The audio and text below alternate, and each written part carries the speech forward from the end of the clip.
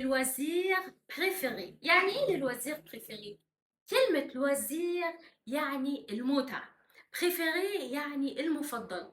ايه هي المتعة المفضلة؟ سالو لي زامي، اهلا وسهلا بكم في فيديوهات تعليم اللغة الفرنسية مجانا. انا هبة. درسنا النهاردة هيكون بعنوان للوزير بريفيري. يعني ايه للوزير بريفيري؟ كلمة الوزير يعني المتعة، بريفيري يعني المفضل. ايه هي المتعة المفضلة عند كل واحد مننا؟ ايه هي المتعة المفضلة عند كل شعب مننا؟ يعني مثلا الفرنساويين هتلاقي عندهم متعة مفضلة غير المصريين، غير اي شعب اخر. فازاي انا اعبر؟ احنا خدنا في الدرس اللي فات ازاي اقول جيم، جادور، جو نيم با، جو ديتست. طيب انا عايزه بقى في الدرس ده نتعلم المتع اللي بنستخدمها او اللي بنعملها في حياتنا اليوميه علشان نقدر نعبر عنها. اول حاجه من المتع المفضله للوزير بريفيري هي jouer à des jeux de société. كلمة غريبة وجديدة. يعني ايه جو دو سوسيتي؟ احنا عارفين ان جو يعني العاب، وعارفين انه سوسيتي اللي هو المجتمع. طب ايه هي العاب المجتمع؟ تفتكروا ايه هي العاب المجتمع؟ العاب المجتمع بمنتهى السهوله هي الالعاب اللي احنا بنلعبها بناخدها معانا مثلا واحنا مسافرين في المصايف كده. زي ايه؟ زي الكوتشينه، زي الضمنه، زي السلم والتعبان، الاونو، يعني اللي انتوا فاكرينه، الشطرنج، الطاوله. كل الالعاب اللي بنستخدمها علشان نتسلى دي الفرنساويين بيسموها جو دو سوسيتي. بمنتهى السهوله. هي في الاول تبان ان هو اكسبريشن صعب شويه، لكن انا بقول لكم مفيش حاجة في الفرنساوي صعبة. الفرنش من اللغات السهلة جدا، بس هو محتاج ان احنا نفهمه مع بعض واحدة واحدة كده، هتحسوا ان هو سهل قوي. طيب تاني اكسبريشن هناخده اسمه بريكولي. يعني ايه بريكولي؟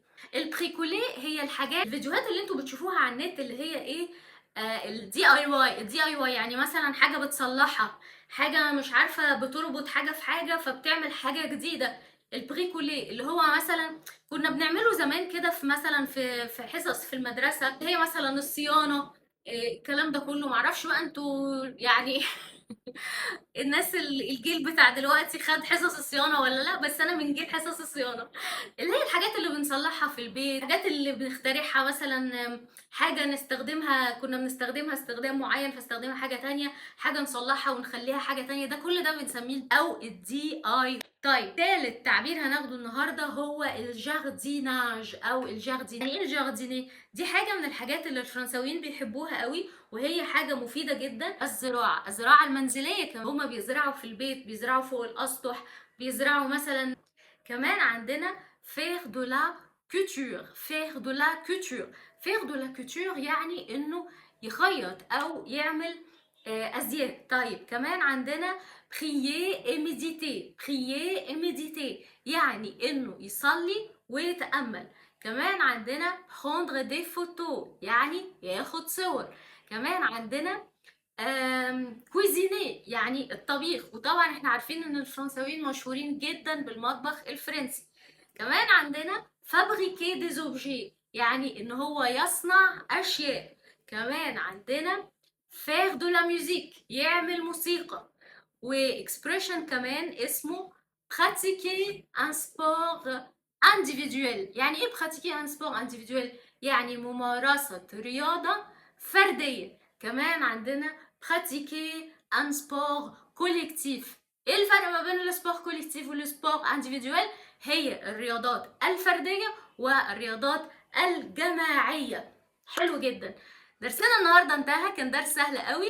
لو حاسس انك استفدت ما تنساش تدوس سبسكرايب وتفعل زر الجرس علشان يوصلك كل جديد، وما تنساش تدعمنا بلايك وشير عشان الفيديو يوصل لاكبر عدد ممكن وعلشان غيرك يستفيد. باي.